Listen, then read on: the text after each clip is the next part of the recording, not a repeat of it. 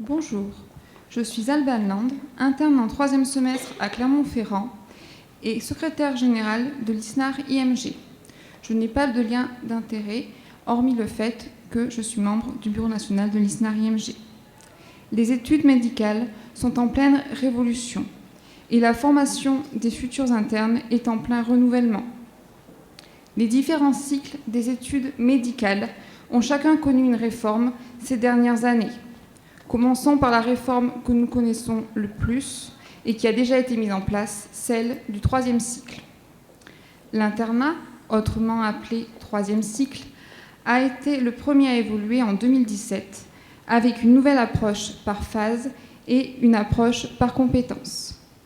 Construite dans un but de donner une vraie place au projet professionnel, elle a créé le contrat de formation et rendu obligatoire le SAS-PASS, stage ambulatoire en soins primaires en autonomie supervisée.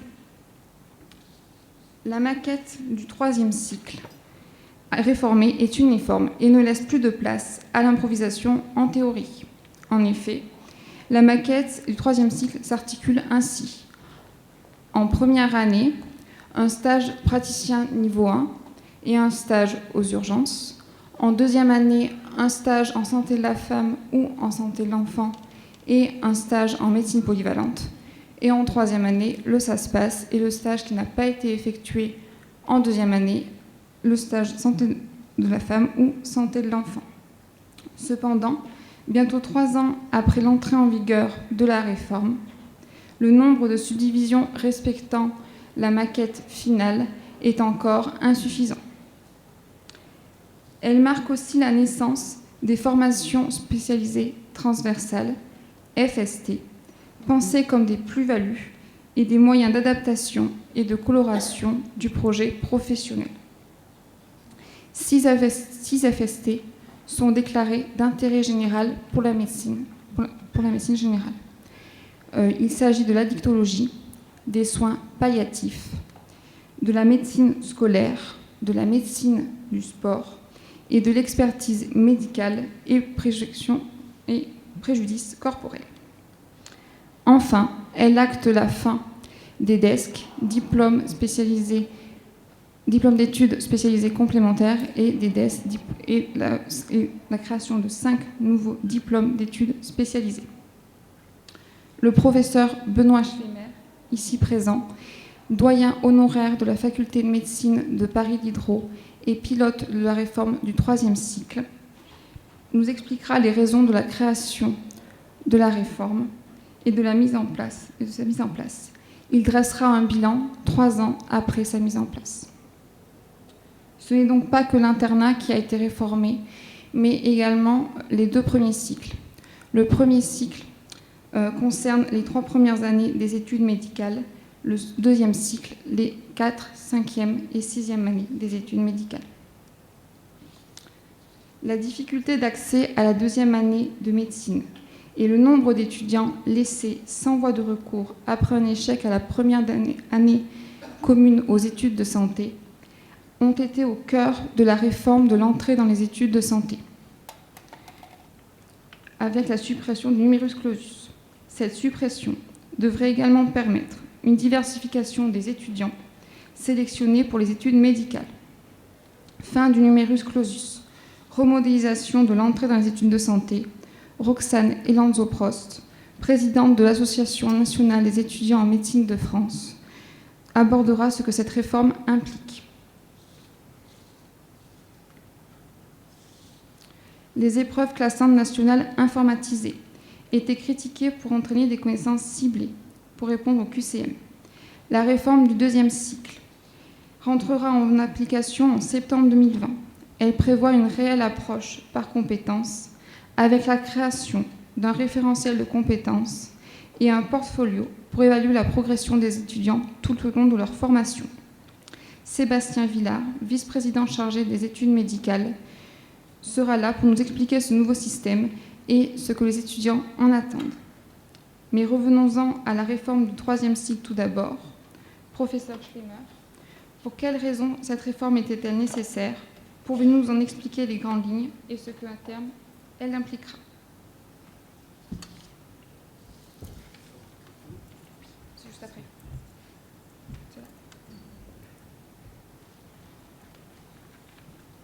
Très bien, bonjour à tous. Alors je dois peut-être déclarer non pas un conflit, mais un lien d'intérêt que je suis chargé de mission par les deux ministères depuis l'été 2015 pour m'occuper de la réforme du 3e cycle des études médicales. Alors voilà, j'espère que ça n'est pas, disons, de nature à vicier les messages que je peux avoir à vous donner aujourd'hui. À vrai dire, votre collègue a déjà dit beaucoup de choses. Et donc, je m'efforcerai d'être rapide sur certains points. On pourra toujours répondre à quelques questions. J'insisterai peut-être sur un ou deux éléments de cette réforme, particulièrement, bien sûr, pour le DES de médecine générale.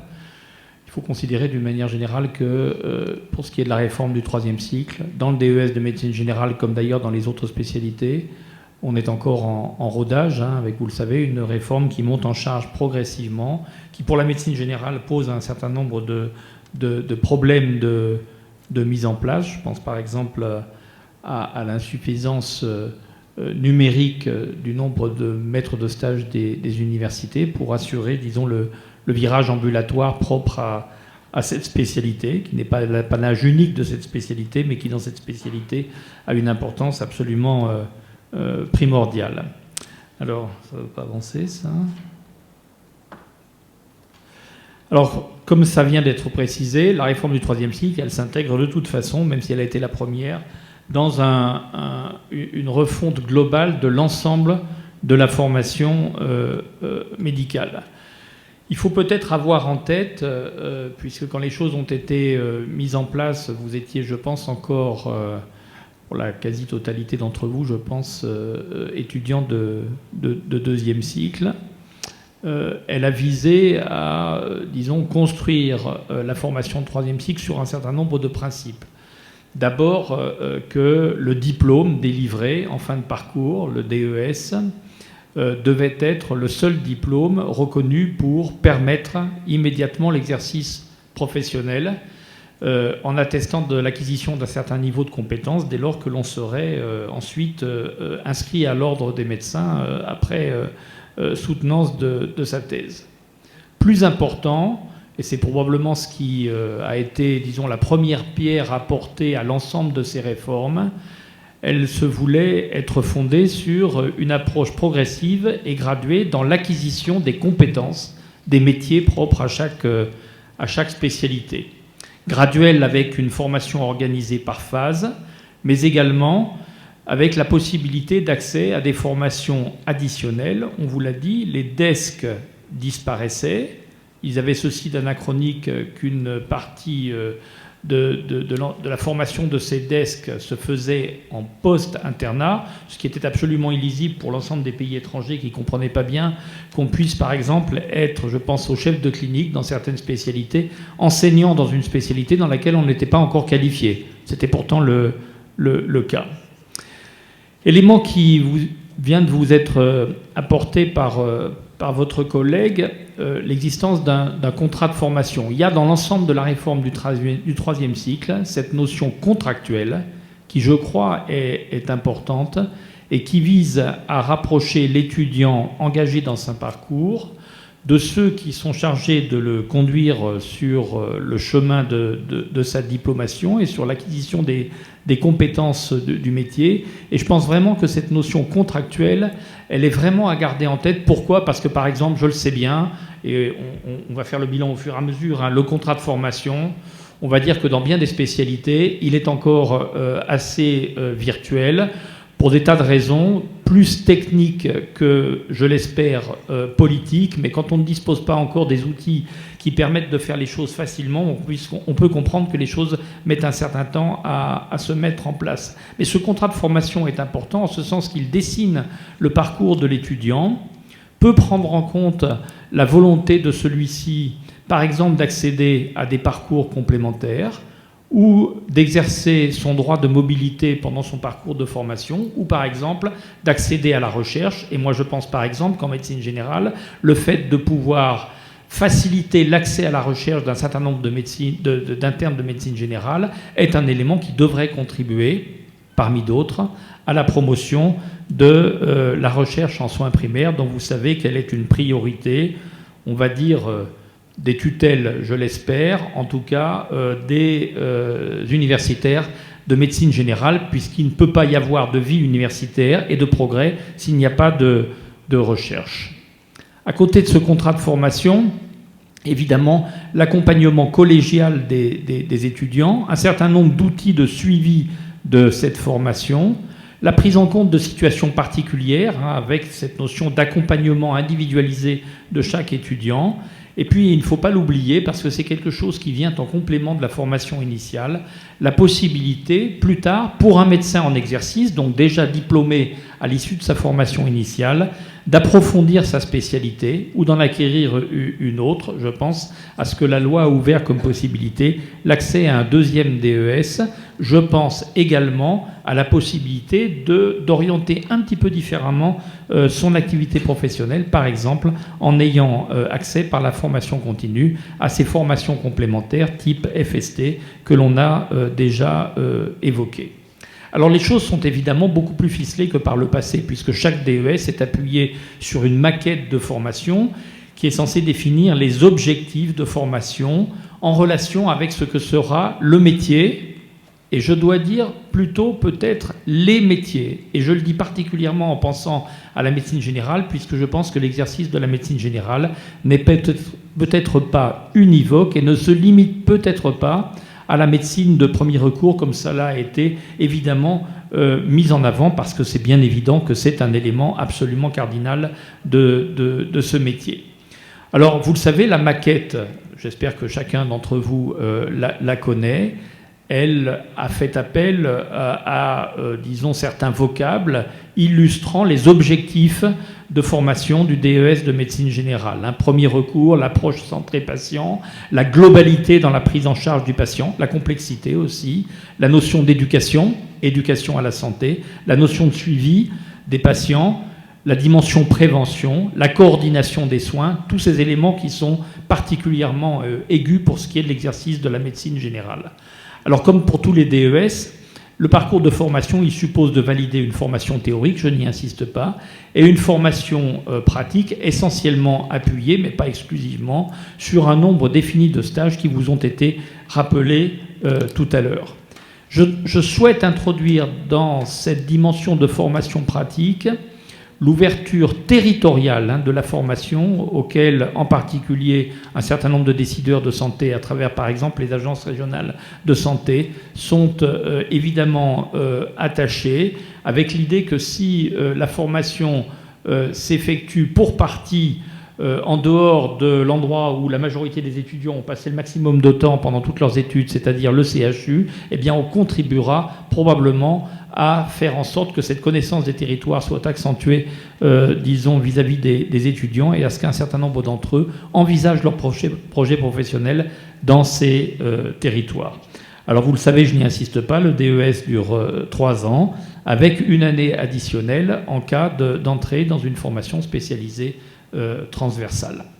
Tout le monde connaît, je pense, ce schéma, avec une petite particularité pour le DES de médecine générale, qui ne comporte que 2 phases de formation quand les autres DES en comportent 3, qui, du fait de sa durée de 3 ans, permet la soutenance de la thèse soit en fin de formation, soit dans les 3 ans qui suivent, disons, la fin du DES, et puis une maquette qui a été marquée par un virage ambulatoire, avec ces 2 stages obligatoires en ambulatoire, un stage de niveau 1 en première année, et un ça se passe en principe dans la 3e année de ce DES.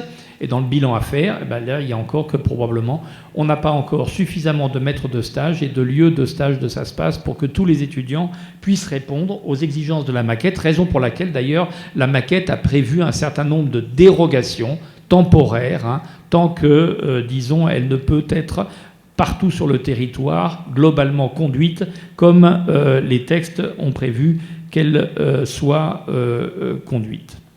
Alors en sus du DES, il y a la possibilité d'accès pour les internes de médecine générale, mais exactement de la même façon que dans les autres spécialités, à ces formations spécialisées transversales, dont pour le moment, les effectifs autorisés à l'entrée concernent à peu près un quart des internes. Ça n'est pas un diplôme complémentaire, donc ça n'est pas un DESC, ça ne permet pas l'exercice exclusif. Ce sera une mention associée sur le diplôme à la délivrance du DES, mais ça ne conditionnera pas la délivrance du DES. En gros, on peut terminer son parcours en obtenant son DES de médecine générale, mais éventuellement avoir échoué à la validation d'une EFST qui ne retardera pas, l'octroi de la délivrance du DES, si bien sûr toutes les conditions ont été remplies pour que ce DES de médecine générale puisse être octroyé. Ce qui est important, mais je vous l'ai déjà dit, c'est que si on n'a pas eu accès à des formations transversales en formation initiale, on aura la possibilité, dans le cadre d'un projet d'évolution du métier, d'y accéder en tant que professionnel en exercice, secondairement, en formation continue, en sachant que les tenants et les aboutissants de l'organisation de cette formation continue ne sont pas encore arrêtés, ils le seront dans le courant de l'année, puisque très vraisemblablement, ils vont intégrer non seulement une part de formation, mais également probablement une part de validation des acquis de l'expérience. Tout ceci, bien sûr, accès au FST en fonction d'un projet professionnel, et puis on l'espère, en fonction d'un besoin de santé, et bien évidemment en fonction des capacités de formation ouvertes ici ou là, finalement sur l'ensemble du territoire. Alors ça vous a été rappelé tout à l'heure, parmi l'ensemble de ces FST, quelques-unes d'entre elles ici en bleu sont, disons, plus particulièrement, attachées à l'exercice de la médecine générale. Ça n'est pas exclusif. En fonction d'un projet professionnel, on pourrait imaginer qu'un étudiant ou un diplômé du DES de médecine générale puisse vouloir accéder à d'autres éléments. Je pense, je ne sais pas, par exemple, à la bioinformatique médicale. Je suppose que, par exemple, en médecine générale, on doit pouvoir aussi gérer des bases de données de médecine de soins primaires. On ne voit pas pourquoi certains des professionnels de la médecine générale ne s'intéresseraient pas à ça et ne souhaiteraient pas s'y former. Donc les formations spécialisées transversales qui sont mentionnées en bleu ne sont pas exclusives. Alors dans chaque spécialité, en médecine générale comme ailleurs, il y a une coordination universitaire de la formation qui va essentiellement être en charge du respect des prescriptions en termes de contenu de formation, l'aspect pédagogique, et puis bien évidemment, il y a un élément absolument capital qui est l'agrément des lieux de stage et des maîtres de stage en fonction des activités médicales que ces lieux et ces maîtres de stage procurent aux étudiants, activités médicales, encadrement, et je vous rappelle, l'agrément étant délivré par phase de formation. Par exemple, bien évidemment, pour ce qui est du stage obligatoire en médecine d'urgence en première année du DES de médecine générale, il faut que l'étudiant de médecine générale puisse être assuré que dans son intégration dans une équipe d'urgentistes, on va effectivement orienter son activité, son encadrement, sa prise de responsabilité, sa formation sur les besoins qu'il peut avoir en tant que futur médecin généraliste. Alors ensuite, pour ce qui est des choix de stage, il n'y a rien ici de spécifique. Vous savez, on est dans un système dans lequel les stages sont semestriels, bénéficient d'agréments par phase de formation, le choix des internes se faisant à l'ancienneté et au rang de classement, sauf que c'est jusqu'à présent le classement à l'ECN, mais que ce sera appelé à évoluer dans le temps. Donc vos jeunes collègues en parleront après moi, et bien évidemment à condition que le choix de stage soit en conformité avec les obligations de la maquette de formation. Je voudrais insister au-delà de la dimension pédagogique du DES de médecine générale, comme d'ailleurs de tous les DES, à cette dimension d'accompagnement que je crois importante et qui était probablement, disons, par trop délaissée dans le système ancien que ma génération, par exemple, a connu. Alors ça suppose quand même un certain nombre de prérequis. Il est quand même souhaitable que l'ensemble des étudiants d'un DES connaissent parfaitement le parcours qui va lui être non pas uniquement proposé, mais également imposé, puisque c'est à travers, disons, dans le cadre de ce parcours qu'il va avoir à, disons, orienter peut-être, en fonction de ses vœux professionnels, son parcours de formation. Et bien évidemment, dans ce pilotage, choix de stage, formation complémentaire éventuelle, accès à la recherche, on l'a évoqué, je crois qu'il est souhaitable que l'étudiant sache qu'il va bénéficier du support d'un certain nombre d'enseignants, que ces enseignants soient titulaires ou qu'il s'agisse par exemple de maîtres de stage. Vous savez que les textes ont prévu qu'il y ait pour chaque étudiant un référent qui puisse être identifié, auquel cet étudiant puisse faire appel. Je reviens bien évidemment sur le contrat de formation qui est un élément cardinal de cette réforme, et puis sur les points d'évaluation qui ont été considérés comme absolument obligatoires, par exemple pour passer de la phase socle à la phase d'approfondissement, puisque au terme de la phase socle, il faut avoir acquis en gros déjà un premier bagage et un premier niveau de compétence pour avoir l'autorisation de rentrer dans cette deuxième phase. Et puis bien évidemment, le point d'évaluation majeur, c'est celui, au-delà de tout ce qui peut être, disons, identifié comme point d'évaluation dans le cadre du parcours, j'allais dire presque quotidien, par les départements de médecine générale en charge des étudiants, il y a évidemment le point d'évaluation final qui va permettre de proposer la délivrance du diplôme d'études spécialisées. Alors bien évidemment, ça suppose de la part de l'ensemble des coordonnateurs et des responsables enseignants un investissement important dans lequel je crois souhaitable de rappeler qu'il faut qu'ils soient épaulés parce que tout seuls, ils ne peuvent rien faire compte tenu des effectifs du DES de médecine générale, puisque vous êtes les premiers en nombre. Ça suppose évidemment la mobilisation d'un grand nombre de personnes et peut-être le renforcement des moyens dévolus à la médecine générale en matière de potentiel d'encadrement. Alors bien évidemment, il y a derrière tout ça un certain nombre d'impératifs. D'abord, une certaine proximité, une relation de confiance établie avec les étudiants. Je crois aussi qu'il faut que la communauté des formateurs bénéficie, disons, d'une animation au long cours, qu'il s'agisse, disons, pour ces formateurs, d'universitaires, de maîtres de stage. À eux doivent être rappelées également les exigences de la formation. Et puis j'insiste bien évidemment... On parle beaucoup du bien-être étudiant, de cet élément de bienveillance. Alors la bienveillance, c'est pas uniquement tout le monde il est beau, tout le monde il est gentil, c'est pas uniquement le monde des bisounours. Ça doit être un accompagnement réel de l'étudiant. Ça veut dire aussi de part et d'autre le respect des règles.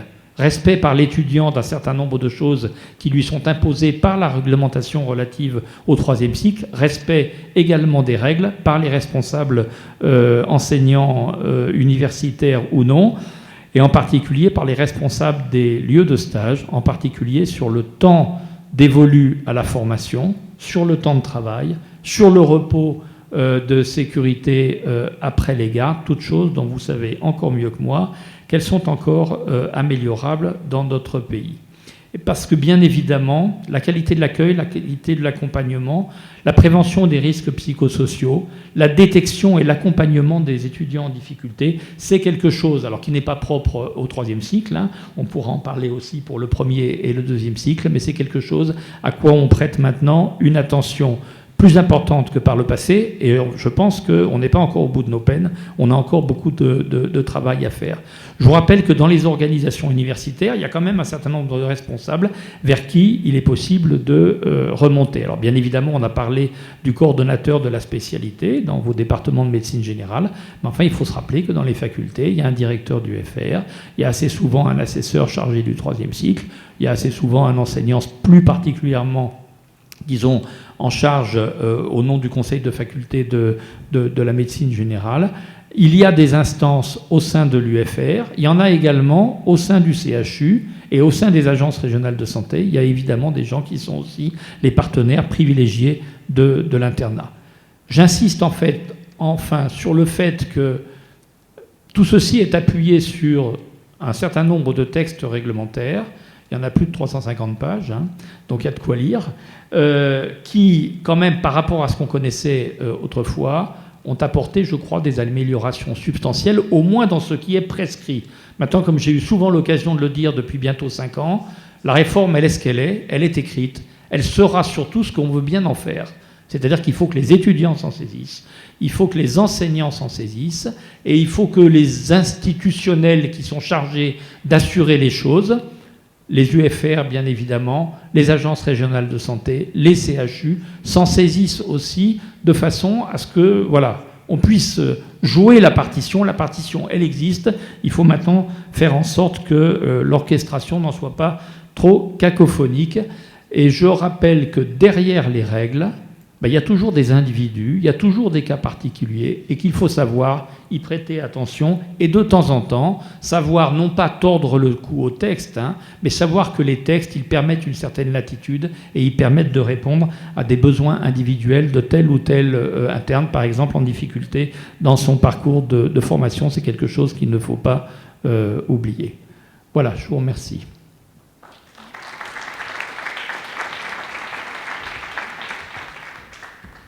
Merci, professeur Schlemmer, pour vos explications.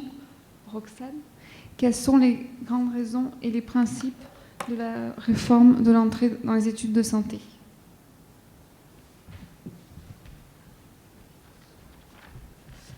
Bonjour à tous. Du coup, je suis la présidente de l'ANEMF, l'Association nationale des étudiants en médecine de France. Et pour revenir sur la réforme de l'entrée dans les études de santé, je voulais commencer par une brève introduction qui est du coup que le 18 septembre 2018, le président Emmanuel Macron a donc annoncé la suppression du numerus clausus.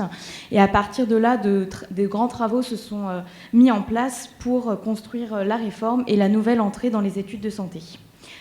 Du coup, dans la loi santé qui est parue, donc qui a été promulguée en 2019, la réforme de l'entrée dans les études de santé a été inscrite, effective pour la rentrée 2020. La réforme a donc plusieurs objectifs qui sont une multiplication des voies d'accès aux études de médecine. Pourquoi ? Tout simplement pour diversifier les profils. On l'a tous remarqué, on est généralement tous issus des mêmes milieux. Nos parents sont issus d'une catégorie socio-professionnelle souvent favorisée. Et cette diversification des profils pourra permettre par la suite de diversifier également les volontés professionnelles et permettre aux étudiants d'avoir différents projets professionnels et de construire leur volonté différemment. C'est aussi une mise en commun des enseignements et la promotion du travail en interprofessionnalité de manière précoce. À l'heure actuelle, on est beaucoup trop enfermés dans nos cursus particuliers. Nous, dans notre cursus médical, les autres étudiants dans leur profession à eux. Donc en permettant une mise en commun des enseignements, c'est nous apprendre dès le début de notre formation à travailler ensemble. Et enfin, c'est de former un nombre de médecins cohérent avec les besoins de santé, bien sûr toujours en adéquation avec les capacités de formation des différentes facultés. Donc, cette réforme est effective à partir de la rentrée 2020. Donc, on est en plein branle-bas de combat Parcoursup. Les lycéens sont en train de faire leur choix. Donc, ils sont en train de s'inscrire sur cette belle plateforme qui est Parcoursup. Et donc, ils sont en train également de formuler leurs vœux. Mais que doivent-ils formuler ? Finalement, comment accéder à la deuxième année de médecine, de pharmacie, d'odontologie, de kinésithérapie et de maïeutique. Donc concrètement, il y aura maintenant 2 voies d'entrée pour accéder à la deuxième année de santé. Donc on aura soit le PASS qui est ici à ma gauche, soit les licences, les LAS. Donc admettons que je suis lycéen, que je veuille faire médecine, je m'inscris soit en PASS et je choisirai une mineure, admettons que je sois intéressée par la chimie, donc un PASS avec une mineure chimie. J'irai ensuite dans mon PASS, j'aurai donc des enseignements qui sont axés sur la santé, mais avec cette petite mineure qui me permettra de garder, de colorer mon parcours au niveau avec ce que j'aime, avec des enseignements de chimie. Je décide de déposer mon dossier, je passe donc en phase d'admissibilité. Si mon dossier est excellent, je pourrai directement être acceptée en deuxième année de médecine. Sinon, j'aurai donc à passer des épreuves d'admission qui sont évidemment qui seront construites selon les diverses volontés des universités. Donc pour le moment, on ne sait pas exactement quelles sont les évaluations pour cette phase d'admission, mais elle reposera sur des écrits et des oraux. Si je réussis cette phase d'admission, je serai ensuite admise en deuxième année de médecine.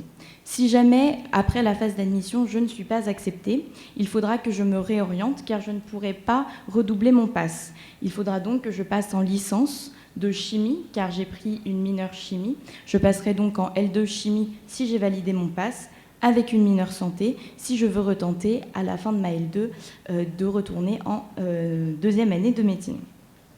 Sinon, oui. Oui, donc en fait le but de la réforme c'est qu'il y ait toujours 2 chances, mais on ne peut pas redoubler son pass. C'est pas comme la PACES à l'heure actuelle. Voilà, donc c'est... Ouais, je peux passer en, du coup, si j'ai passe mineure chimie, je peux passer en L2 chimie mineure santé, et ensuite je pourrais essayer de retenter après cette L2. Et sinon, si je suis lycéenne en terminale et que je veux faire des études de santé, mais que je ne suis pas encore bien sûre de vouloir faire médecine, que je suis intéressée également par la chimie et par la médecine, je choisis d'aller en licence chimie avec une mineure santé pour continuer à avoir des enseignements qui m'intéressent sur la santé. Et pareil, je passerai les mêmes phases. La phase d'admission d'abord, si je suis excellente, je serai tout de suite admise en deuxième année de médecine. Et une phase d'admission avec différentes épreuves. Si je passe la phase d'admission, je pourrai accéder en deuxième année. Si j'échoue évidemment à la fin de la phase d'admission, je passe en L2 chimie, toujours mineure santé, et je peux retenter une nouvelle fois. Donc il n'y aura que 2 chances, comme à l'heure actuelle, on peut effectuer que 2 PACES. Le but de cette réforme, c'était évidemment d'éviter le gâchis humain qu'on connaît actuellement en PACES. C'est-à-dire que si là, à l'heure actuelle, je fais 2 PACES, mais que je ne suis pas acceptée en deuxième année de santé, je me retrouvais à bac plus 0 et je devais recommencer une L1 dans n'importe quel cursus qui voulait bien de moi. Là, on peut continuer à avoir un processus évolutif dans la formation. Malheureusement, il y a quand même des limites dans la réforme qui s'est faite à grande vitesse. On craint une sélection dès l'entrée de l'université. Pourquoi ? Parce qu'à l'heure actuelle, les étudiants sont trop peu bien orientés puisque la réforme s'est faite trop vite. Donc on a peur qu'ils ne puissent pas tous accéder au PASS puisque la majorité des étudiants veulent aller en PASS. Donc une sélection dès l'entrée de l'université, ce dont on est formellement contre. Des LAS, effectivement, dont la pertinence pédagogique laisse à désirer. En Ile-de-France, des LAS de langue rares ont été ouvertes. On se demande si les étudiants pourront ensuite rejoindre les parcours et auront le bagage nécessaire. On demande du coup une cellule de suivi pour la mise en place de cette réforme, une cellule de suivi qui est essentielle pour surveiller cette réforme, vérifier qu'elle se met bien en place. Et ensuite, c'était une réforme qui avait des manques de financement cruels. Donc 9 millions ont encore été débloqués pour les licences, mais c'est encore insuffisant. Les universités le rappellent à chaque fois. Donc en conclusion, c'est une belle réforme, mais qui doit se donner les moyens de ses ambitions. Donc on a beaucoup d'ambition, on attend qu'elle se mette en place correctement. Voilà, elle est un peu compliquée. J'espère que j'étais assez claire dans mes explications. C'est fini.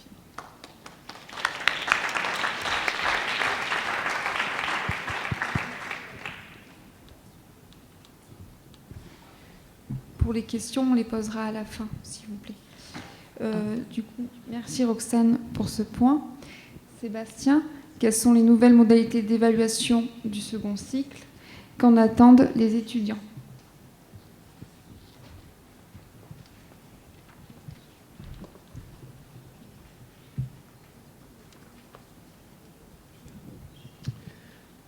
Bonjour à tous.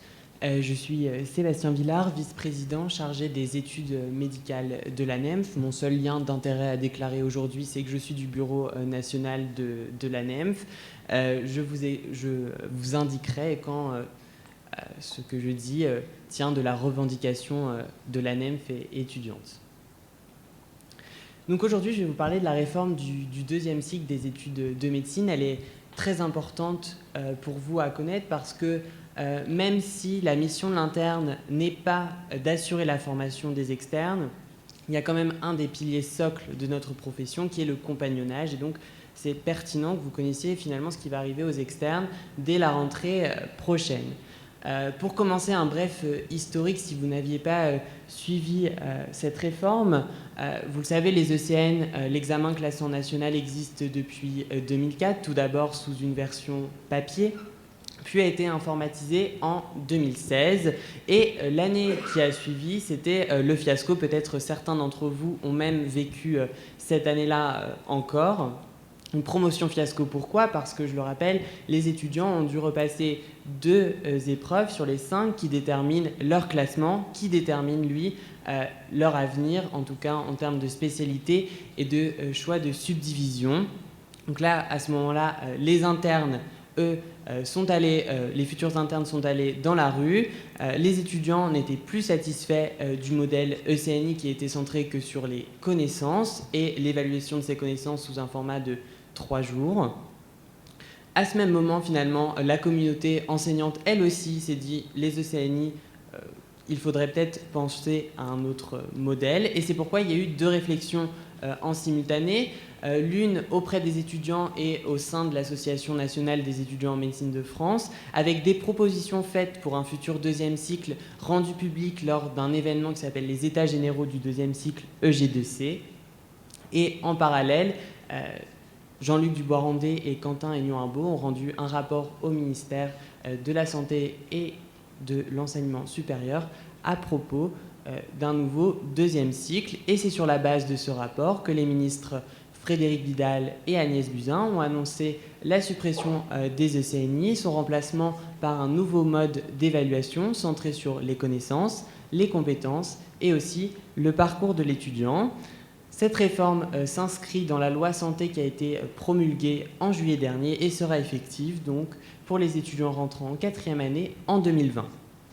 Où en sommes-nous actuellement ? Nous sommes dans la phase décisive de travail quotidienne pour la rédaction des textes législatifs qui seront votés dans les instances ministérielles où sont représentés les étudiants en mars, fin mars.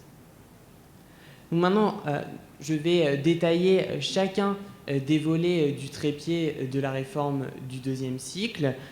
Ici, vous pouvez voir que finalement, les étudiants seront évalués donc, sur les connaissances et leurs notes à l'épreuve de connaissances contrat pour 50% de la note et du classement, les compétences 40% et le parcours 10%.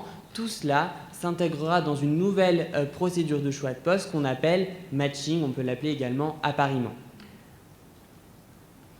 D'un point de vue général, comment va s'organiser le nouveau 2e cycle en termes de calendrier ?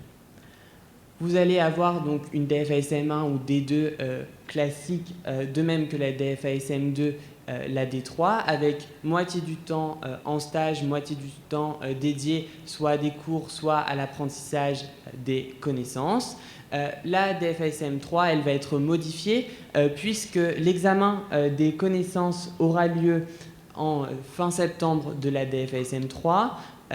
On en reviendra après, mais il y aura un rattrapage de cette épreuve si les étudiants n'ont pas validé les connaissances socles de 2e cycle et ce rattrapage aura lieu en mars. Les étudiants devront avoir complété leur portfolio de parcours juste avant les échos, qui auront lieu, eux, fin mai de la 6e année de médecine.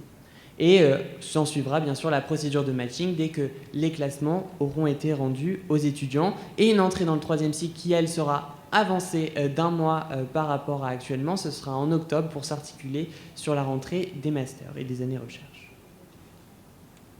Alors, détaillons maintenant chacun des volets du trépied et débutons par les connaissances. Qu'est-ce qui a été fait en termes de connaissances ? L'ensemble des collèges et également la conférence des doyens ont modifié, changé le programme du 2e cycle. Ils ont pris toutes les connaissances qui sont actuellement exigibles à un étudiant de 2e cycle et les ont triées en 3 rangs. Le rang A, qui sont les connaissances de base de tout médecin, les connaissances de rang B, qui sont les connaissances nécessaires à un interne de 1er semestre de la spécialité, et les connaissances de rang C, qui elles sont de l'ordre de la surspécialisation apprises en 3e cycle ou après. Ces connaissances de rang C, elles ont été supprimées, balayées du 2e cycle. Elles rentreront dans la formation en 3e cycle. De plus, le programme a été modifié et adapté à l'ère du temps avec l'ajout de nouveaux items relatifs par exemple à la santé numérique ou encore la santé et l'environnement, puis aussi combler des manquements, parce qu'actuellement il n'y a pas de formation aux sciences humaines et sociales. Or, c'est un pan très important également de notre profession, et c'est pour ça que le programme a été implémenté ainsi. Ces connaissances, comment elles seront apprises? Elles seront apprises via un guide d'apprentissage qui sera créé sous l'égide du conseil scientifique et rédigé également par l'ensemble des collèges. Ce guide recensera des items, des fiches pour chacun des items du deuxième cycle, et celui-ci sera disponible en ligne gratuitement. C'était une demande, une revendication de la NEMF. Maintenant, comment se déroulera l'examen des connaissances? L'examen des connaissances, il durera 2 jours, en tout cas 4 demi-journées. Il se basera uniquement sur les connaissances de rang A et de rang B. Le rang A, lui, sera dit validant, puisqu'il faut avoir validé 80% des connaissances de rang A pour pouvoir prétendre à rentrer dans la procédure de matching. Et le rang B, lui, sera discriminant et pondéré en fonction des différentes spécialités. Le conseil scientifique en médecine, qui élabore actuellement les sujets des ECNI, va modifier sa façon de penser pour écrire les sujets d'examen. Ils ne vont plus se centrer sur de la connaissance pure, mais vraiment de la connaissance appliquée. Chacune des questions comportera un contexte riche, un contexte clinique, et va diversifier également ses modalités dossiémologiques. Il y aura toujours des questions isolées, des dossiers progressifs, mais il y aura également des questions à réponse unique qui sont très peu développées actuellement, des questions à réponse ouverte et courte, des tests de concordance de script, et la lecture critique d'articles, elle, perdurera avec la réforme. Maintenant, concernant les compétences. Et les compétences, c'est vraiment le pilier socle de la réforme du deuxième cycle. C'est vraiment d'intégrer à la formation des externes les compétences, basées bien sûr sur un temps de stage clinique qui est conservé entre les ECNI et la nouvelle réforme du deuxième cycle, mais il y aura un vrai programme de compétences basé sur un référentiel de situation de départ qui est actuellement en cours de validation avec la conférence des doyens et les collèges. Ce référentiel de mise en situation, il sera la base pour l'étudiant pour savoir qu'est-ce qui est attendu de lui. Il servira aussi aux enseignants en stage pour former au mieux leurs étudiants à ces attendus. L'évaluation des compétences, elle se fera sous le format des examens cliniques objectifs et structurés. Ce sont en fait des mises en situation cliniques où l'étudiant va simuler par exemple une consultation. Face à lui, il a un patient qui est dit standardisé, c'est-à-dire que ce n'est pas un vrai patient, mais un acteur qui a pour rôle de jouer ce scénario-là. Et il y a également 2 évaluateurs présents dans la salle qui se basent sur une grille d'évaluation standardisée pour répondre aux questions, ce qui limite la subjectivité dans les écos. Une des revendications des étudiants, c'est bien sûr que ces enseignants qui évalueront les étudiants ne soient pas connus des étudiants, c'est-à-dire qu'il n'y ait pas de biais de connaissance entre étudiants et enseignants comme décrit dans la littérature. Concernant le parcours, c'est un point très demandé par les étudiants, mais aussi un point qui est également en cours de construction et sur lequel les étudiants sont vigilants.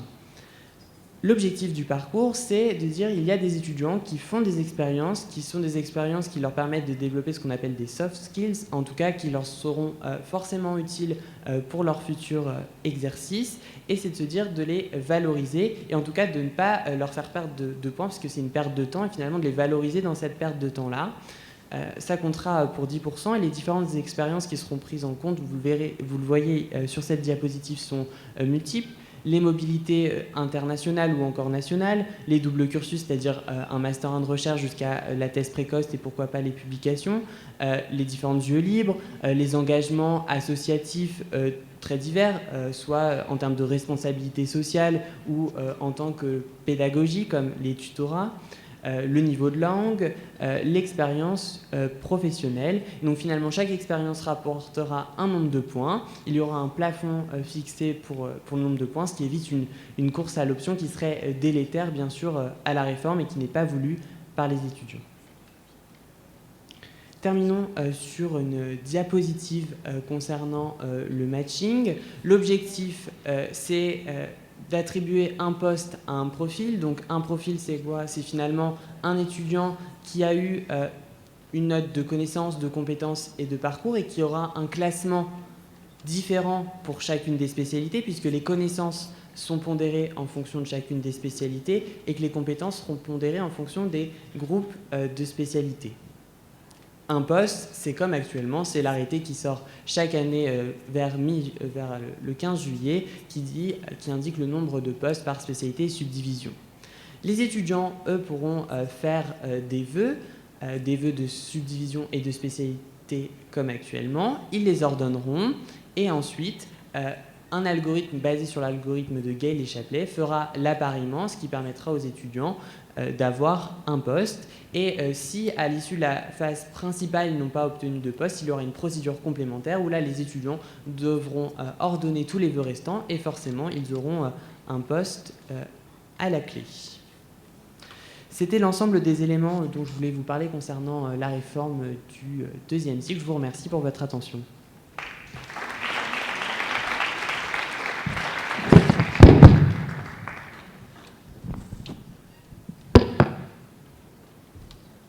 Merci Sébastien et merci à tous les trois pour vos explications. Nous allons maintenant passer aux questions.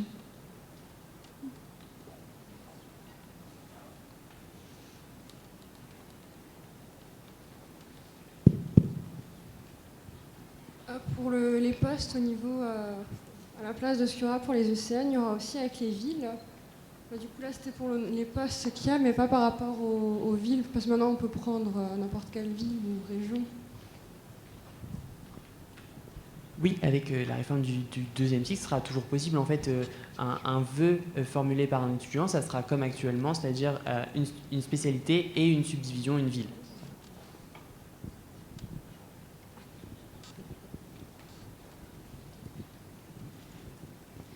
Si par exemple on n'obtient pas le poste que l'on souhaite, est-ce qu'il y a la possibilité de redoubler entre guillemets pour essayer de retenter l'année suivante avec de meilleurs résultats ?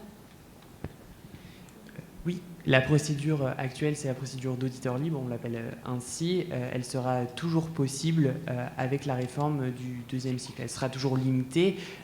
Avec actuellement, c'est 8% des étudiants qui peuvent le faire. Ça sera toujours le cas. Tout le monde ne pourra pas passer par cette voie-là pour retenter le concours.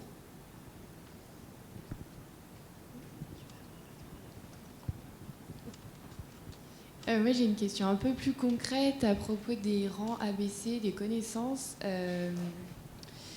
Donc A, c'est les connaissances de base, si j'ai bien compris, et B, c'est un peu plus discriminant, c'est un peu plus avancé. Est-ce qu'on sait concrètement, par exemple, une classification TLM des cancers, le genre de truc imbuvable qu'il fallait qu'on apprenne aux ECN, ça rentre dans le grade C ou... Oui, tout score a été enlevé Enfin, vraiment, dans la globalité, tout score a été supprimé du programme. Donc il y a déjà des trucs cycle. concrets comme ça. Ah oui, il y a déjà des trucs concrets. Tout ce qui va être suivi du patient au long cours a été supprimé en règle générale. Ça, c'est les points vraiment généraux. Ouais. En effet, tout score a été supprimé. Et après, il faut rentrer plus dans le détail pour voir.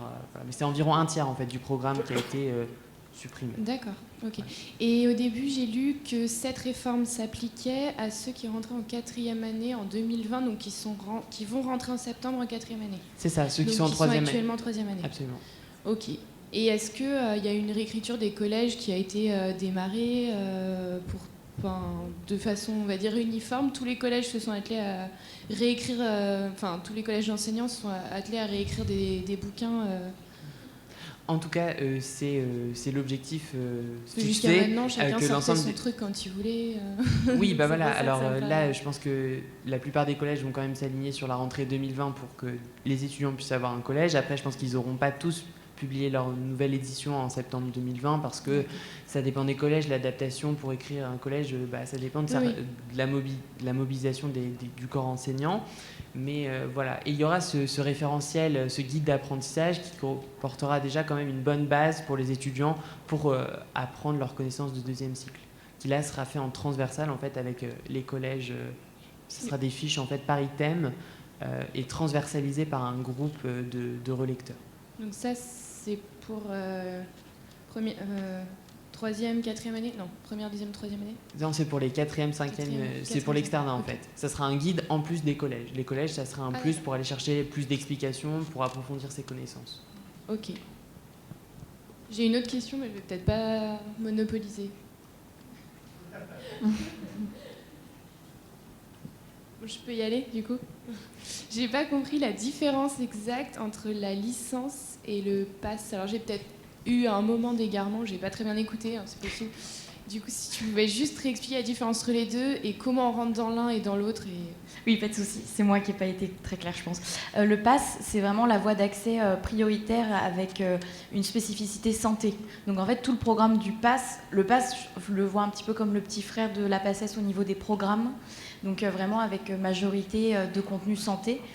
Et les LAS, c'est vraiment comme si vous alliez en licence. De mathématiques, de physique, de chimie, de biologie, de n'importe quoi, de droit même. Et donc vous avez une majorité de ces enseignements-là. Et puis ensuite, vous aurez la mineure santé qui vous permettront du coup de candidater ensuite et de passer potentiellement en deuxième année. Tandis que dans le PASS, il y aura une mineure X, donc de droit, de chimie, de biologie, pour colorer un petit peu ce parcours et ne pas avoir que de la santé.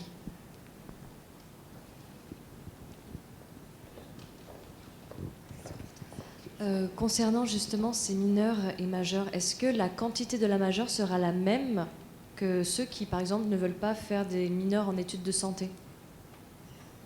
J'ai pas très bien compris la question. C'est-à-dire, par exemple, si par exemple on rentre en PACES et qu'on veut prendre une mineure d'histoire, est-ce que la quantité à savoir sera la même que la PACES d'à l'heure actuelle? En plus, on rajouterait une mineure ou alors le programme serait adapté? Non, le but c'est d'adapter les programmes justement pour libérer du temps d'enseignement pour la mineure. Et du coup, j'ai une autre question par rapport à cette réforme. C'est comment les gens qui sont considérés comme excellents passent? Ça veut dire qu'il y a un pourcentage qui a une limite par rapport à ces... Oui, ça sera 50% des étudiants avec le meilleur dossier qui passeront directement en deuxième année de santé. Et ceux qui ont un dossier excellent mais un petit peu moins que les autres, du coup ils se retrouvent... Ils pourront passer les épreuves d'admission, donc différents corpus d'épreuves, et ensuite selon leurs résultats à ces épreuves, ils pourront ensuite accéder à la deuxième année de santé. Donc il y aura toujours une limite, alors ce ne serait pas vraiment un numerus clausus, mais il y aura quand même une limite de meilleurs élèves qui seront prioritaires. Oui, il y aura toujours ce qu'on appelle une sorte de numerus apertus, parce que de toute façon, on ne peut pas former pléthore de médecins ou de pharmaciens ou de kinésithérapeutes, donc il y aura toujours une limite, et elle se calculera en fonction des capacités de formation des différentes facultés.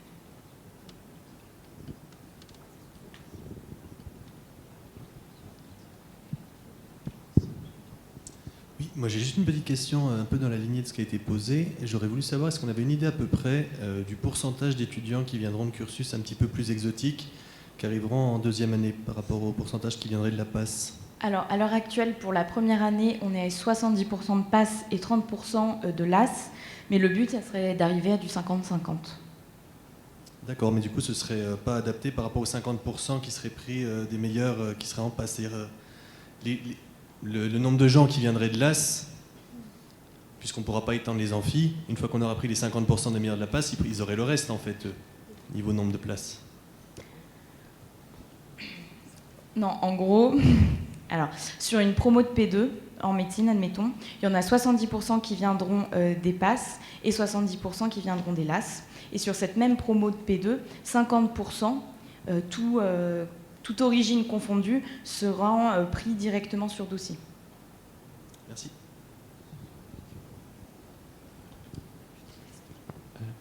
J'ai une question sur comment la réforme du premier cycle s'articule avec la réforme du lycée, du coup, parce que est-ce qu'on a une idée du contenu de la PASS? Avec la réforme du lycée, il y a chaque lycéen qui a un contenu de formation qui est personnalisé par rapport au bac, et on les voit tous en détresse, en train de nous interroger, nous aussi, quand ils savent qu'on est en médecine, qu'est-ce qu'il faut que je prenne?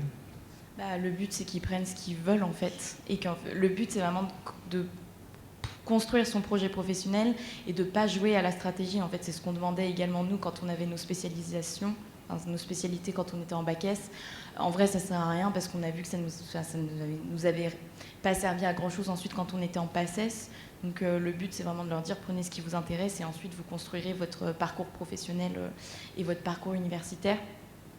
Et ensuite, pour les contenus du PASS, en fait, on n'a pas la main sur les contenus puisque ça sera université dépendant et que de toute façon, à l'université de Lyon, on n'aura pas le même contenu du PASS que dans l'université de Paris. Merci.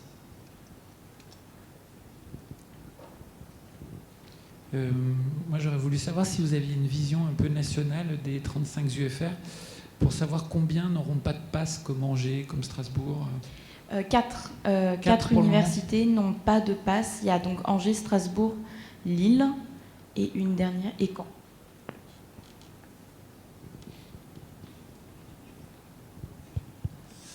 Bonjour, alors déjà merci Pierre Kouloudlisny, merci pour la qualité des présentations parce qu'il y avait plein de choses que je n'avais pas saisies, notamment sur la PACES. J'ai une question, en fait j'ai 3 questions. C'est la question, donc il y a un pourcentage d'étudiants excellents en PASS qui vont entrer directement en 2e année de médecine. Est-ce que ça, c'est pas un numerus clausus? Non. Pourquoi? Pas un numerus clausus puisque c'est 50% des capacités finales. Donc en fait, on a dû poser une limite et ça a été une discussion très longue entre organisation étudiante et doyens des facultés de médecine. D'accord, c'est-à-dire qu'il y aura un pourcentage en fonction des capacités de formation qui évoluera. D'accord. Ça reste pour moi quand même un numerus clausus, même si c'est différemment posé. Il y a quelque chose que je n'avais pas saisi. Il y aura donc des étudiants intermédiaires qui rentreront dans des phases d'admission avec des oraux, c'est ça? Est-ce que ces oraux, il y aura des critères objectifs pour évaluer la qualité des étudiants? Je m'explique parce que moi je suis à Nice, j'imagine que le professeur de néphrologie qui reçoit le fils du professeur de gériatrie, à mon avis, il aura peut-être plus de chances que moi qui vient de Reims pour entrer en 2e année de médecine. La composition des jurys sont inscrits dans les arrêtés. La composition est inscrite. Non, mais en tous les cas, ça sera objectif. C'est ce qu'on a demandé depuis le début. D'accord, et ça, vous avez mis en place un truc pour... Ok, bon, ça c'est cool. Est-ce que vous ne pensez pas aussi, avec l'histoire de la PASS et de la LAS, qu'il y a vraiment des jeux, des réflexions pour entrer directement en 2e année de médecine? Par exemple, moi, j'ai aucune sensibilité pour, comme tu l'as dit, pour le grec antique, mais j'ai vu qu'il y avait un pourcentage de réussite en médecine beaucoup plus simple que si je passais par une PASS, parce que ça, c'est des choses qui vont sortir, à mon avis, dès novembre 2021, où on va voir tous les pourcentages en fonction des filières par les facs, en me disant « Ah là, j'ai 70% de réussite en médecine si je passe par grec antique. » Est-ce que ça ne sera pas un effet pervers de cette réforme? Comment l'éviter? Un effet pervers, je ne sais pas, parce qu'au final, ce qu'on voulait, c'était diversifier les profils. Après, ce qui sera important, évidemment, à déterminer, c'est... il faudra vraiment construire le projet professionnel et arrêter d'être toujours dans la stratégie. Mais oui, il va y avoir des effets de stratégie. Oui, ça a été pensé. Est-ce que tu penses que l'humain va arrêter de faire de la stratégie pour réussir sa 2e année de médecine? Et est-ce que les facultés ont les capacités pour répondre aux 300, 400 entretiens qui vont leur être demandés d'ici novembre 2020, d'ici cette année? Est-ce que les universités auront les financements et en pratique, est-ce qu'il y aura une mise en place fluide de cette réforme? En tout cas, c'est ce qu'on les encourage à faire et je sais qu'elles y travaillent et nous, on les pousse également à le faire. Enfin, en tout cas, elles n'auront pas le choix puisque c'est inscrit dans la loi, dans les textes. Bon, ben écoutez, allez à YACTest, on verra bien. Merci Roxane. Bonjour et merci pour les exposés. Juste par rapport à cette réforme du 2e cycle et à la fin du 2e cycle, on a bien entendu et on était au courant de ce changement de calendrier, mais je ne vois pas comment pratiquement ça va être possible avec cette histoire de commencer en octobre. Je m'explique. En ce moment, pour quand les étudiants qui rentrent en 3e cycle choisissent leur stage, en ce moment ils commencent en novembre, pour dégager les postes, faire les commissions des besoins, etc. Ça se fait et les ARS demandent à faire ça en septembre, même le plus tôt possible en septembre. Donc si on commence le 1er octobre, ça veut dire qu'il va falloir faire les choix en août et faire les jurys de phase socle, etc. En ce moment, c'est fait en septembre pour déterminer le nombre d'internes qu'il y aura lors du choix suivant. Donc je ne vois pas bien... Ça aurait été au 1er septembre, à la limite on faisait ça en juillet ou début juillet, mais là en octobre, est-ce que ça a été vraiment réfléchi et comment vont faire et les ARS et les départements, enfin je parle pour la médecine générale, où il y a un nombre d'internes considérable, pour organiser les choix s'il faut mettre les internes dès le mois d'octobre. J'ai un petit souci en termes de calendrier possible. Benoît, je ne sais pas si ceci ça a été réfléchi. Non, mais moi je suis comme toi, j'ai entendu la même chose. Alors effectivement, ça pose des problèmes de calendrier. Je pense qu'il est illusoire d'imaginer qu'on fera travailler tout le monde dans les UFR et dans les agences régionales de santé au mois d'août. Donc il faudra probablement que ce soit anticipé avant les vacances d'été. Mais bon, et ça posera effectivement un certain nombre de problèmes au regard des problématiques de validation de phase. Enfin, il n'y a pas de problème qui ne finisse par trouver une solution. Hein. Donc on trouvera bien quelque chose. En revanche, ça fait longtemps que les enseignants, mais également les étudiants, en particulier lorsque un étudiant s'engage dans un parcours de master, que le décalage entre le début de la formation de master et le calendrier des stages pose problème. Bon, autrefois, il y a fort longtemps, parce que c'était de mon temps, le début des stages se faisait au 1er octobre. Hein. Alors c'est vrai, à l'époque, il n'y avait pas l'internat de médecine générale, il n'y avait pas un certain nombre de choses, mais de toute façon, il faudra bien qu'on adapte le système à cet égard. Oui, mais tu penses bien qu'il n'est pas possible de faire des jurys de phase, des jurys de fin de semestre qui se termineront fin septembre au mois de juin, quoi. Parce que sinon... Ça veut dire que le deuxième semestre n'a aucun intérêt. Peut-être pas au mois de juin, mais au mois de juillet, ou bien validation conditionnelle. Enfin bon, on sait quand même qu'il y a un certain nombre d'étudiants qui ne posent pas de problème. Non, mais ça fait partie des questions qu'effectivement, il faudra qu'on résolve. Je pense qu'actuellement, tout n'est pas encore acté. Hein. Il y a encore un certain nombre de points qui ouvrent à des discussions et à des interrogations de ce type. Oui, alors avec les réformes du premier et deuxième cycle, est-ce qu'il existe un objectif chiffré de médecins formés à l'issue du deuxième cycle ? Par exemple, là, on était 9000 quand j'ai passé le CN, environ. Là, si oui, combien ? On a parlé d'une fourchette d'une augmentation de plus 20% des promos, sachant qu'il faut que ça soit fait en adéquation avec les capacités de formation parce que nos murs de faculté ne sont pas extensibles. Et ça sera un travail de l'ONDPS, de l'Organisation nationale d'observation des données de professionnels de santé, qui effectuera ce travail avec les facultés, les ARS, etc. Bonjour, moi j'ai une petite question sur le deuxième cycle. Par rapport à la validation des compétences, donc en fait anciennement certificat de compétences cliniques, le CCC, qu'on passait dans ma faculté en 5e année. Là du coup concrètement, pour éviter le biais justement de connaissances entre enseignants et étudiants, en sachant que dans les facs en général, les étudiants connaissent pour la plupart tous les enseignants et vice-versa, comment est-ce qu'on a une idée de concrètement comment ça va se passer, ce genre de certificat, de certificat de compétences, ouais. Alors il faut quand même distinguer deux choses. Le certificat de compétences cliniques va subsister. En fait, le certificat de compétences cliniques, c'est certes une épreuve de compétences, mais c'est une épreuve de compétences à l'échelle de la faculté et elle ne s'inscrit pas dans le classement ECNI. Donc ça va continuer pour valider les compétences de deuxième cycle au niveau de la faculté. Et il y aura cette épreuve en plus qui sera l'épreuve de compétences nationales sous format ECOS pour le classement. Comment ça va se passer ? Nous, notre demande, c'était bien sûr que ce soit des enseignements qui ne proviennent pas de la faculté d'origine. C'est compliqué de manière logistique parce que si... on vide tous, déjà les échos, ça va demander de vider tout son CHU. Alors si on doit vider le CHU du voisin pour tourner les postes, c'est compliqué. Les arbitrages sont encore en cours sur cette question. On parle d'un 50-50 ou peut-être moins, mais en tout cas, il y a un système qui est assez intéressant au Canada parce que ça pourrait être, même si dans un binôme de deux, un enseignant faculté et un enseignement hors faculté, il peut y avoir quand même cet enseignant de la faculté qui connaît l'étudiant. Au Québec, ce qu'ils font, c'est qu'ils font un espèce de switch en fait. C'est-à-dire que l'enseignant déclare sur l'honneur ne pas connaître l'étudiant. S'il le connaît, en fait, il échange avec un de ses collègues qui ne le connaît pas. Et c'est un système qui est assez intéressant parce que ça évite justement de recruter plus de personnel. En fait, on fait juste des switches.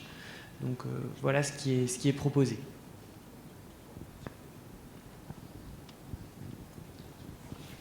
Je reviens encore sur le deuxième cycle. Quand on parle de compétences, est-ce qu'on a une liste détaillée de celles-ci? Et tu as parlé d'échelles standardisées un petit peu pour les mesurer. Est-ce que tu sais lesquelles vont être utilisées? Oui. Alors, concernant les compétences, il y a deux outils qui existent. Il y a le référentiel, déjà dans l'arrêté TFASM de 2013, il y a déjà 7 compétences génériques qui existent pour le deuxième cycle. La conférence des doyens a travaillé sur un nouveau référentiel de compétences qui sont quand même des compétences génériques. Et il y aura un autre outil qui sera le référentiel de mise en situation. Le référentiel de mise en situation, c'est vraiment la porte d'entrée vers le malade, c'est-à-dire savoir gérer une douleur abdominale, savoir gérer une bio qui a une hypernatrémie, par exemple. C'est des exemples de mise en situation. Il y en a 350, même un peu plus, qui sont listés. Donc ça sera ça, le programme de compétences du deuxième cycle. Et je ne sais plus la fin de ta question. Oui, les échelles standardisées pour les écos.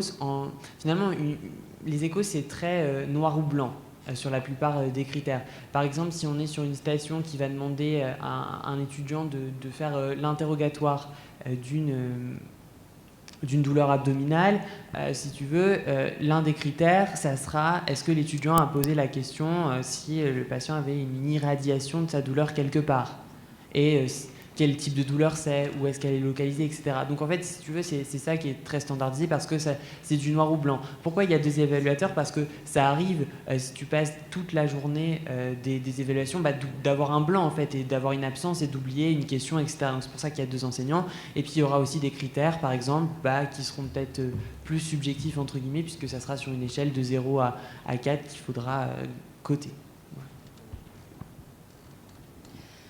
J'avais une question par rapport à comment se déroule le passage des années. Est-ce que c'est le même que celui qu'on a à l'heure actuelle, où il y aura aussi une perte des effectifs au fur et à mesure par rapport aussi à un niveau d'excellence, ou alors une fois qu'on a passé la première année, on sera assuré de rester jusqu'en 6e année, par exemple? Alors ça ne va pas changer par rapport à actuellement. Il y aura toujours le même nombre de fois où tu peux redoubler en fait, parce que c'est limité. Enfin, le nombre de redoublements autorisés en premier et en deuxième cycle, ça existera toujours. Mais après, la validation des différentes années, elle se fera par la faculté. La seule étape où justement au national ça peut bloquer, c'est en 6e année, si on n'a pas le niveau requis à l'examen de connaissances ou de compétences. Là par contre, il faudra redoubler la 6e année et jusqu'à 3 fois maximum. Et sinon, là, l'étudiant devra sortir du cursus. Mais c'est tout. Et ce sera des cas exceptionnels.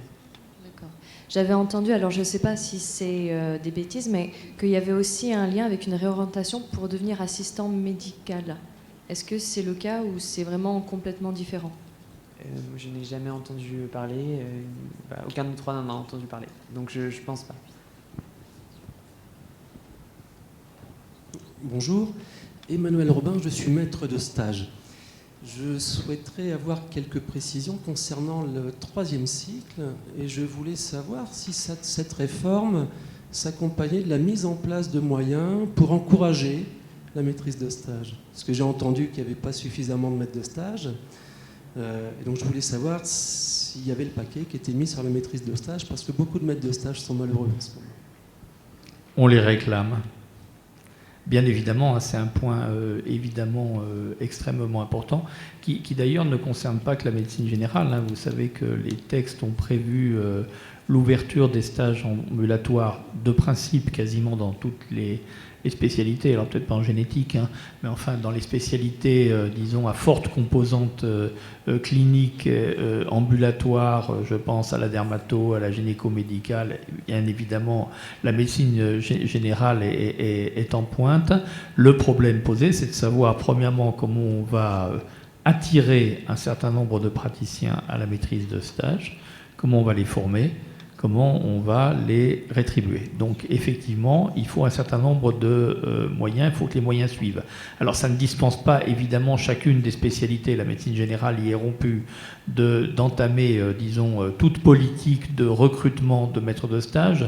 Je pense qu'à cet égard, il est assez remarquable de noter que ce sont souvent les jeunes qui sortent de leur cursus qui sont, on va dire, les plus appétents à la médecine, à la maîtrise de stage. Alors on peut espérer que quand les plus anciens commencent à s'épuiser, ils pourront être remplacés par des jeunes. Je pense par exemple qu'en médecine générale, un certain nombre de jeunes qui terminent leur formation ou qui viennent de la terminer sont assez attachés à garder un lien avec le département de médecine générale et l'UFR qui les a formés. Je pense que là, il y a un capital à utiliser, mais ils n'iront pas non plus à n'importe quelle condition. Donc on est d'accord, évidemment, je partage votre point de vue. Alors, on peut, disons, interpeller le législateur, donc les autorités de santé, en disant, écoutez, puisque vous avez inscrit dans la loi qu'il fallait développer la formation en ambulatoire pour rapprocher la formation de l'exercice du métier, il faut que vous vous en donniez les moyens. Pour le moment, on en est là, c'est-à-dire que les garanties que j'ai que les moyens vont suivre, je dois dire que pour le moment, elles sont encore assez faibles. Je ne peux rien dire de plus. Comme je le dis souvent, je ne suis que chargé de mission, c'est pas moi qui décide. Et surtout, c'est pas moi qui ai l'argent. Mais bon, je pense que c'est évidemment un point important. Je pense qu'on ne soutiendra pas la démographie et la répartition des médecins sur l'ensemble du territoire, c'est-à-dire là où sont les patients, donc les besoins de santé, si on n'y met pas, la volonté, et deux, quelques moyens, parce que la volonté ne suffit pas. C'est absolument évident qu'il faut quelques moyens derrière. C'était la dernière question. Merci pour votre attention et bon congrès. Merci à tous.